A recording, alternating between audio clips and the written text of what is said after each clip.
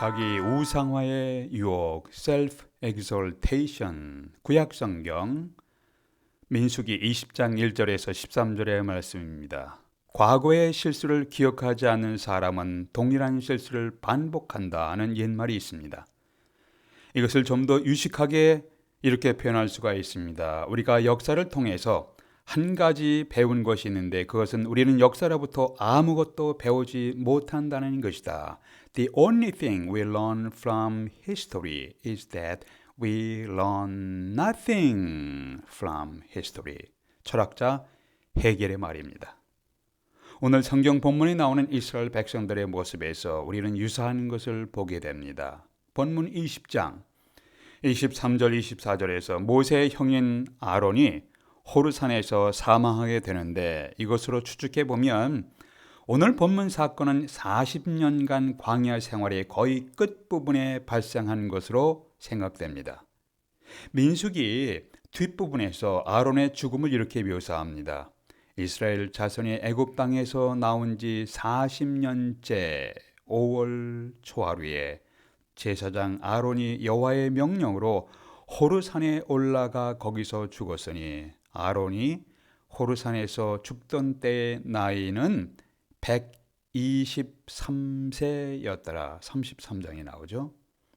이들은 40년간 광야의 경험으로부터 하나님을 바라보고 의탁하며 신뢰하는 신앙을 거의 배우지 못했습니다. 약 40년 전에 출애굽기 17장에서 애굽을 탈출한 첫 번째 해에 마실 물이 부족했습니다. 이때 이스라엘 백성들은 모세와 다투며 원망과 불평을 쏟아놓았습니다. 17장 3절에 보니까 당신이 어찌하여 우리를 애굽에서 인도해 내어서 우리와 우리 자녀와 우리 가축이 목말라 죽게 하느냐? 이 하나님께서 모세에게 호렙산에 있는 반석을 네 지팡이로 치라. 그것에서 물이 나오리니 백성이 마시리라 하셨고 모세는 그대로 행하여 이스라엘 백성들에게 마실 물을 공급했습니다. 그 이후에 40년간 광야에서 수많은 원망과 불평의 사건이 있었습니다. 그때마다 하나님은 자비를 베푸셔서 필요한 물과 양식을 공급하셨고 외부의 적으로부터 보호해 주셨습니다. 이제 광야 생활 40년이 된 시점에서 마실 물이 부족했을 때 자신들의 문제를 가지고 하나님 앞에 나와서 하나님을 바라보며 도움을 요청하기보다는 원망과 불평을 쏟아놓는 행태를 반복하고 있었습니다. 이스라엘 백성들이에요. 삶의 어려움이 있을 때 하나님 앞에 나와서 자신의 문제를 내려놓고 도움을 요청하는 것을 어찌하여 40년 동안이나 배우지 못하였나이까?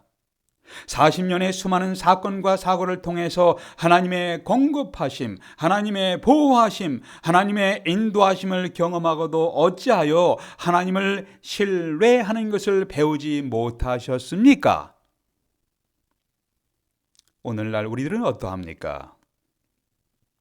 우리의 삶의 어려움이 있을 때 우선적으로 자신의 경험과 능력과 지식으로 얄팍하게 해결하라고 하지는 않았습니까? 우리 삶의 아픔과 고통과 문제들이 발생할 때 하나님 앞에 나와서 무거운 짐들을 내려놓고 도움을 요청하는 것이 그렇게도 우리에게 어려운 일이었는가요? 이것이 자존심의 문제인가요? 아니면 하나님을 바라보는 신앙의 문제였는가요? 그런데 그동안 잘 인도하며 행진하였던 모세까지도 이렇게 자기 신뢰, 자기 우상화의 유혹에 빠져들게 됩니다. 2절에 보니까 회중이 무리 없으므로 모세와 아론에게 모여드니라. 필요를 지도자에게 아뢰고 도움을 요청하는 것은 합당한 모습이지만 이스라엘 백성들은 모세에게 원망과 불평을 쏟아놓는 어리석음을 반복하고 있습니다. 2절에서 5절에 보니까 백성이 모세와 다투어 말하여리되 우리 형제들이 여호와 앞에서 죽을 때에 우리도 죽었더라면 좋을 뻔하였도다. 기가 막힌 말을 해요. 너희가 어찌하여 여호와의 회중을 이 광야로 인도하여 우리와 우리 짐승이 다 여기서 죽게 하느냐? 너희가 어찌하여 우리를 애굽에서 나오게 하여 이 나쁜 곳으로 인도하느냐? 하나님이 인도하셨는데 이 나쁜 곳이라고 말해요. 이곳에는 파종할 곳이 없고 무화과도 없고 포도도 없고 석류도 없고 마실 물도 없도다. 참 엄청나게 모욕적인 말을 하고 있습니다. 이스라엘 백성들은 이제까지 인도하신 하나님의 은혜를 잊어버렸습니다. 이것도 없고 저것도 없다고 원망과 불평하며 모세의 마음을 흔들고 분노가 치밀어 오는 말을 하면서 모세와 다투었습니다. 이때 모세는 백성들에게서 잠시 떠나서 하나님 앞에 나아가 엎드려 하나님의 인도하심을 구했습니다. 이것은 참 잘한 모습이에요.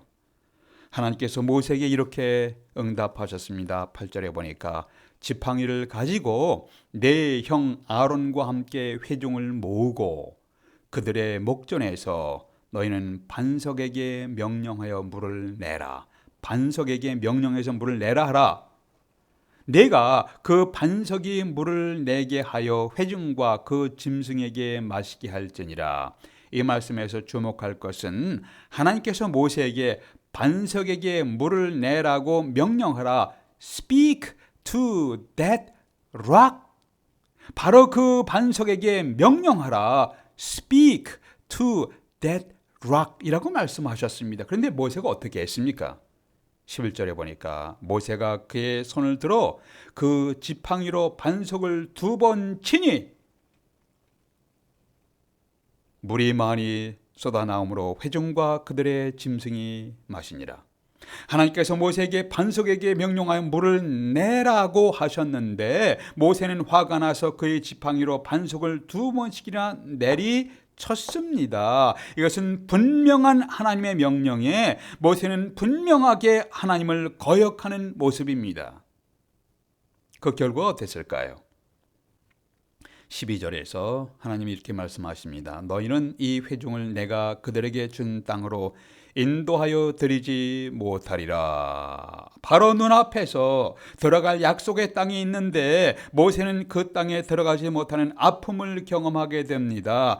이것이 모세만의 경험인가요? 승리를 눈앞에 두고 있었는데 자기의 경험을 신뢰하고 자기 우상화에 빠져서 하나님을 거역하고 분노를 조절하지 못하여 발생한 너무나 아쉬운 결과는 오늘날 우리들도 경험하는 모습은 아닌가요? 참기 어려운 원망과 불평이 쏟아질 때, 여러분이 감당하기 어려운 스트레스가 쏟아질 때 우리는 어떻게 해야 합니까? 이것이 오늘 메시지의 초점입니다. 첫 번째, 자신이 아니라 하나님을 바라보십시오. 자신의 경험, 자신의 이성, 자신의 지식이 아니라 하나님을 바라보십시오. 12절 보세요. 여호와께서 모세와 아론에게 이르시되 너희가 나를 믿지 아니하고 이스라엘 자손에서 내 거룩함을 나타내지 아니한 고로 너희는 이 회중을 내가 그들에게 준 땅으로 인도하여 드리지 못하리라. 애굽에서 탈출한 과정에서부터 40년간을 이스라엘 백성들을 이끌고 젖과 꿀이 흐르는 땅 앞에까지 왔는데 여기서 모세 자신은 들어가지 못하는 가슴 아픈 사건을 경험하게 됩니다. 그 중요한 이유가 무엇입니까?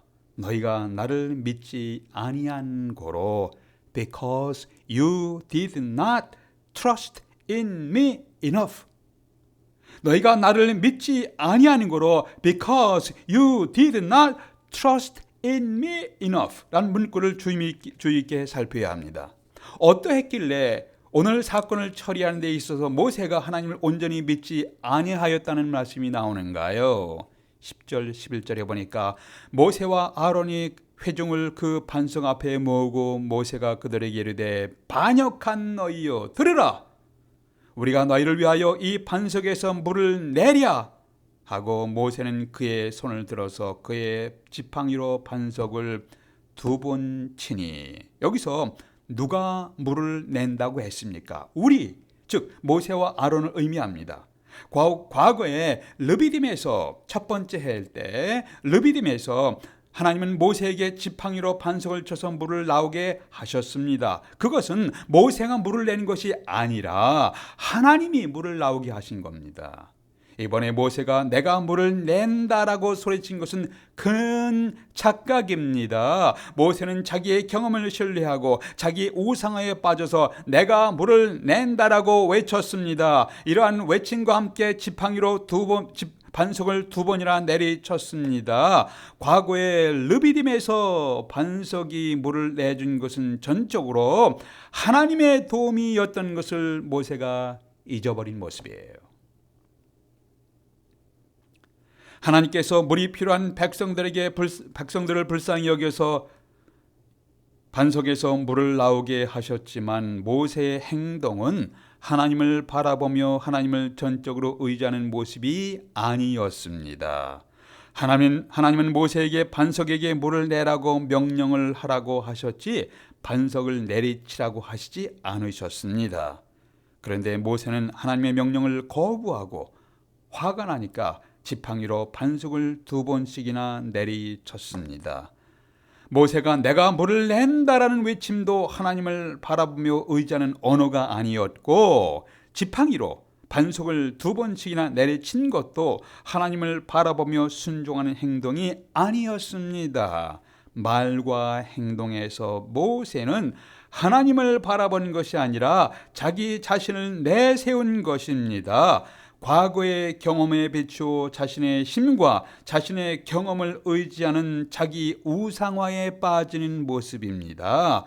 21세기를 살아가는 우리들은 우리에게 원망과 불평의 스트레스가 쏟아질 때에 하나님을 바라보지 아니하고 우리 자신의 경험과 자신의 능력과 세속적인 술수로 말하고 행동한 적은 없었는가요? 우리 인생에서 참기 어려운 원망과 불평이 쏟아지고 스트레스가 우리를 압박해 올 때 우리는 어떻게 해야 합니까? 첫 번째는 자신을 바라보지 아니하고 자신의 능력, 자신의 경험을 바라보지 아니하고 하나님을 바라보십시오. 눈을 들어 하늘의 하나님을 바라보십시오. 두 번째는 하나님께 순종하여 하나님 말씀에 순종하여 거룩함을 나타내십시오. 12절 보세요. 여호와께서 모세와 아론에게 이르시되 너희가 나를 믿지 아니하고 이스라엘 자손의 목전에서 내 거룩함을 나타내지 아니한 고로 너희는 이 회중을 내가 그들에게 준 땅으로 인도하여 드리지 못하리라.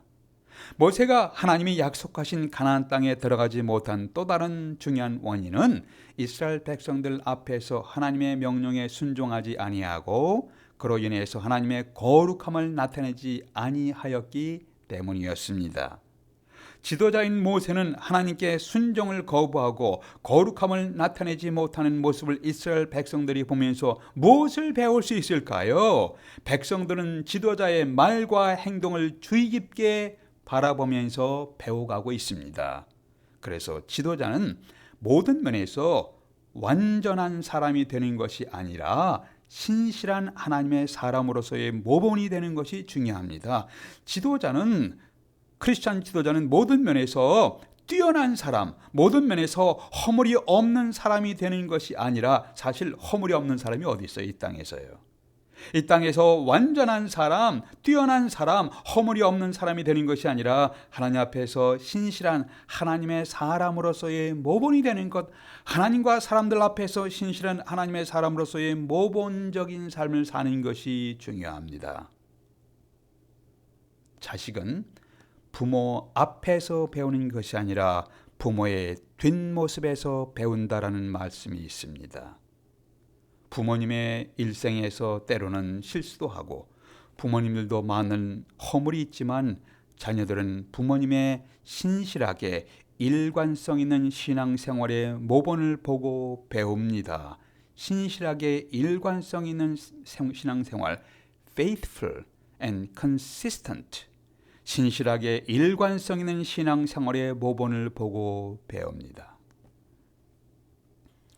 21세기 우리는 반항의 문화, 거역의 문화, 파괴 문화 속에서 살아가고 있습니다. 순종이란 단어는 인기가 없는 단어입니다. 시대에 뒤떨어진 단어로 간주되고 있습니다. 그러나 예수 그리스도를 주님으로 믿고 따르는 그리스도인의 삶은 순종을 배워가는 삶입니다.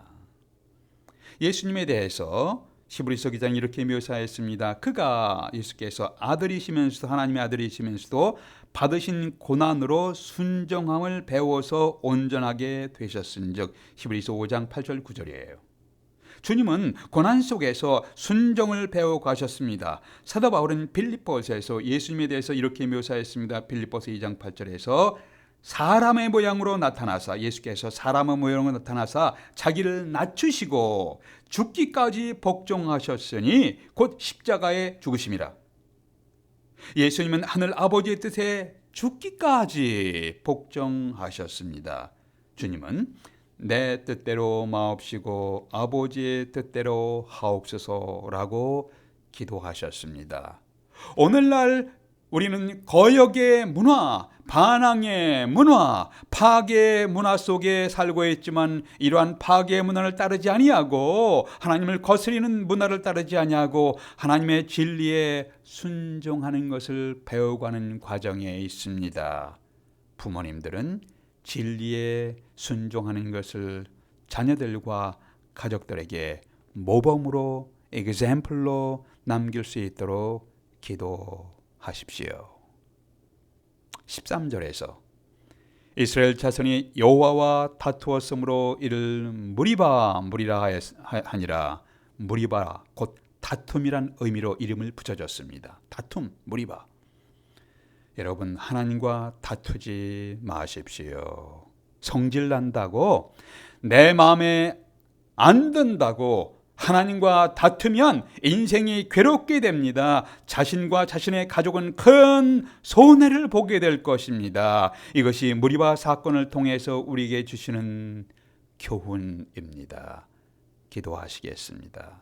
하나님 아버지, 저희들은 반항의 문화, 파괴의 문화 속에서 살고 있습니다. 하나님을 거역하는 것이 만연된 사회에 살고 있지만 하나님께 순종하고 하나님의 진리를 가슴속에 품고 살아가도록 하나님 도와주시옵소서. 우리 자신과 우리 자녀들이 파괴와 부정의 문화 속에 살고 있지만 예수 그리스도를 바라보며 순종과 경건의 문화를 배워가도록 도와주시옵소서. 우리의 주님 예수 그리스도 이름으로 기도하옵나이다. 아멘.